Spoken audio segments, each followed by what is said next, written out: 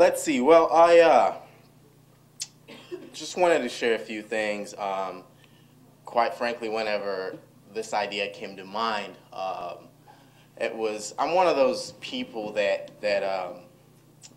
well, let me step back and start where I was talking to Pete, and he was like, interesting story. So I guess let me give you the interesting story. I was originally born in Lagos, Nigeria. My family moved here in '96. I am, as they say, a product of Reaganomics. I was born in '80, so I'm on that fringe of the millennial generation in essence, 78, '80, so I'm about 2 years almost out of the millennial generation. So, but that's good. Basically, again, I'm one of those people who you might call a student government junkie. You know, when you're in college, the people that think they run the campus, but the administration really does.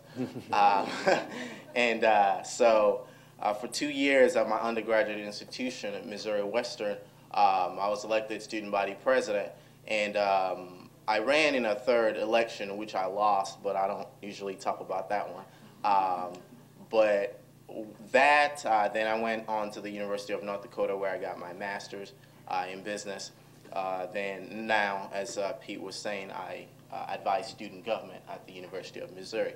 So basically, a lot of my life has been around students on college campuses, student government, how to talk to students, things of that nature, how to mobilize students. The story really was on that day in 2004, as many of you probably watched the Democratic National Convention. I was sitting on my couch as well, watching, not really paying attention. You just kind of wanted to see who was there so you could talk about it the next day. But this guy Barack comes on the screen, and I'm like, wow, this guy's something. And so, like many people, I paid attention to him from then. And so when he decided that he wanted to explore, I was like, wow, awesome idea. Why don't we track this guy? So that night I was like, we should do something about this. And I've always been a do something kind of person. And so that night I was just on Facebook chatting with a few friends, and I was like, I'm going to start this group. And it wasn't anything I thought about for too long. It was just, for me, Facebook has a lot of clutter. I mean, now there's all the new applications, so it's getting a lot more cluttered.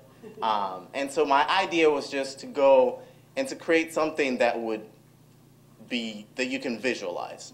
And so you can visualize 1 million strong, 1 million people. You can't really visualize the official Facebook group for Joe Biden. I mean, it's a little different. And so that was the concept I had in mind, just to create something visual that had a message, that had targets and goals that people could reach. And also, one of the things that was really helpful was the new Facebook technology, using news feeds to, in that case, every time one more person joined, it was this idea of instead of them having to email, it was right there that they joined this group. And so somebody else saw it and looked at it and joined if they wanted to, or didn't if they chose not to. So that was good. Another thing that was important was someone was talking earlier about the idea of hotspots. Facebook really is a hotspot for young voters. And I really think it's about time that they be considered young voters, because they do vote. And so it's a place where they hang out anyway. And for that reason, it was as Dana Boyd said at PDF, kind of like a digital handshake, really, going to them and saying, hey, I know about this guy called Barack, he's cool, why don't you check him out? These are some YouTube videos about who he is. And that's really what that group was about. Saying, there's a guy called Barack, these are some videos on issues, or this is an introduction to him. And it doesn't hurt that people think he's good looking, so that helped a little bit. What are some of the other reasons? I think someone was talking also earlier about being relevant to this age group. You know, his stance on the Iraq War, I think, is one of the things that people knew and obviously gets repeated all the time. So it's like, I didn't support the war from the beginning. So, I mean, that message is out there. And that's relevant to people because on college campuses and, you know, working in one, every time someone leaves to go to the Army or to the Navy, like, people know. So unlike many other issues, you know, a lot of people that go off to war to fight, you know, are on college campuses or close by or something. So that was, I mean, that's definitely something that's an issue that's relevant to this generation. I think timing was also important. You know, it happened on the day when all the buzz was going to happen about this guy called Barack. So January 16th was an important date. I think it was funny because now in retrospect, I think about it, there were about 50, maybe more other groups that were already on Facebook that had something to do with Barack, from the 2000 elections or asking him to run for president. There was a draft Obama, there was all that.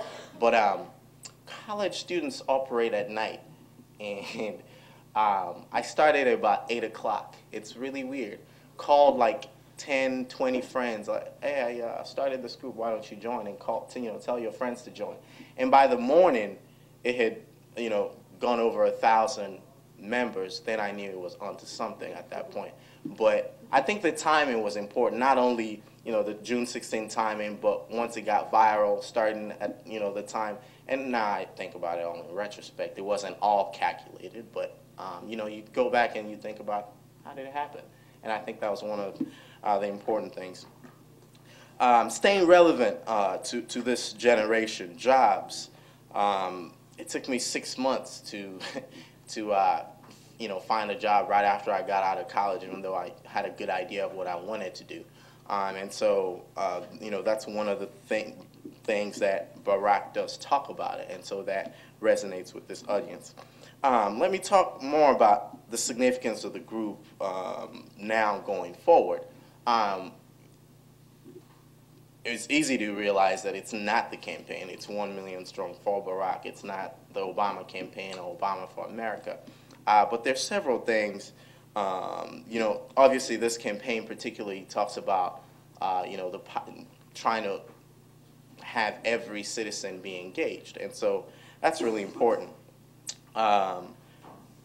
The thing about social networking sites, Facebook, MySpace, things like that, is people are paying attention. The campaigns are paying attention. You know, for God's sakes, Joe Biden has I'm picking on Joe Biden a lot today. You know, Joe Biden has a Facebook page. People that you wouldn't think would, you know, would have a Facebook page have Facebook pages. A lot of you might not know about this, but there was a mayoral race in Kansas City where the new mayor, younger guy, not too young, he's not a millennial, but he did a lot of his work, spent very little money, but did a lot of his campaigning through lists and MySpace, and won against a very popular candidate who was thought to be the front runner from the start. And so looking at some of those things that are happening in the areas, you know, MySpace can actually help you win an election. Facebook can help you win an election if you pay attention. Now, they probably won't be the only things. One of the things that I've realized is it's a good place to get volunteers, but you got to get them to do something else. Mm-hmm. So you got to get, you know, you need to get them offline to go to an event, to walk for change or not walk for change, to do fundraising efforts, to knock on doors. Those are very important, and you know, these social networking sites allow that to happen. This new technology is important to this generation because unlike TV where you pay millions of dollars, all you need is an Obama girl video and it is spread like wildfire. And so, or in the case of, you know, another candidate, it can kill your campaign overnight if you say the wrong thing, because it'll spread just like that as well. So those are important things to know. It's very good for education. One of the things that we found valuable was putting, honestly, like, I didn't realize how big it was going to become. But once it started getting big, a lot of people showed interest at different levels. And people would send me videos I'd never seen, never heard of, through YouTube. And we would upload those or put those on the front page. And that became really kind of an educational tool for a lot of folks who knew nothing about them, knew nothing about policies or politics or whatever, but would click onto those videos and watch. The good thing is, if you really think about all the debates we've seen so far, 8 candidates on stage, people trying to get FaceTime, a YouTube video, what, about 10 minutes? That's about as much as some people got in the debate. And so if someone can sit there, take 10 minutes of their time to watch your video on just what you're thinking, without you having to pay a whole lot for that to happen, I think those are some of the significant impacts. I talked earlier about moving online to offline. The whole Joe Anthony story, you guys have all heard about that. I think one of the really interesting things is going to be how, obviously campaigns manage this generation of people. Because, again, we have to be seen as voters, as people that are ready to take action. And so people want, the Obama girl videos, for instance. The campaign kind of talked about it, but didn't really talk about it, because where do you take that? I mean, where does that really sit? What do you say about that? So there are definitely advantages to it. People, are touching it when it's hot and trying to stay away from it when it's not. So that's a really interesting dynamic. One of the things that needs to happen is more candidates use phone technology. And the Obama campaign, I know, for instance, is just, started to do that. And hopefully more people are going to start to do that, because that's going to become important as well. Talk to a lot of people on campuses, and one of the things they talk about is how they can't live without their phones, their cell phones. And so that's probably true for many of us here as well. So where do we go from here?